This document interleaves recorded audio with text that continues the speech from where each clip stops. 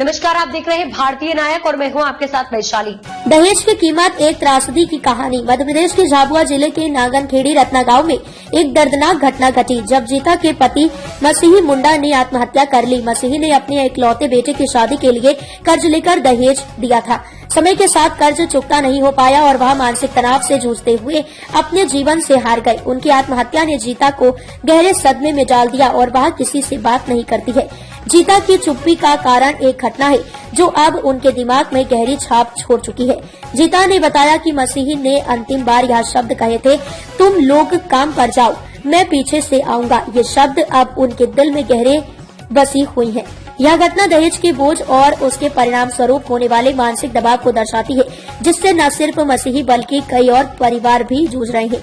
मध्य प्रदेश के भील जनजाति में लड़के की ओर से लड़की के परिवार को दहेज दिया जाता है। जीता के पति ने अपने बेटे की शादी में 5 लाख रुपए का दहेज दिया था, जिसे चुकाने के लिए पूरे परिवार को गुजरात में मजदूरी करनी पड़ी, लेकिन कर्ज का बोझ खत्म नहीं हुआ। इस कर्ज को चुकाने के लिए परिवार पूरी जिंदगी मजदूरी करने को मजबूर हो जाता है और कई बार तो यह मानसिक तनाव का कारण बनता है, जैसे मसीही के साथ हुआ।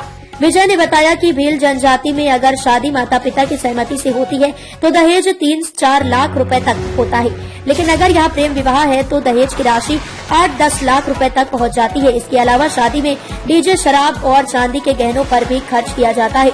यह पूरी व्यवस्था पूरे गांव को कर्ज में डूबो देती है और परिवार के सदस्य सालों तक मजदूरी करने के लिए मजबूर हो जाते हैं। गाँव के एक अन्य परिवार का भी हाल कुछ ऐसा ही है। यहाँ सगाई के बाद सगीता और सोनू को भी भारी दहेज का सामना करना पड़ा। सगाई के बाद सोनू के परिवार ने 3 लाख रुपए दहेज दिया था और अब सगीता के परिवार से 8 लाख रुपए की मांग की जा रही है।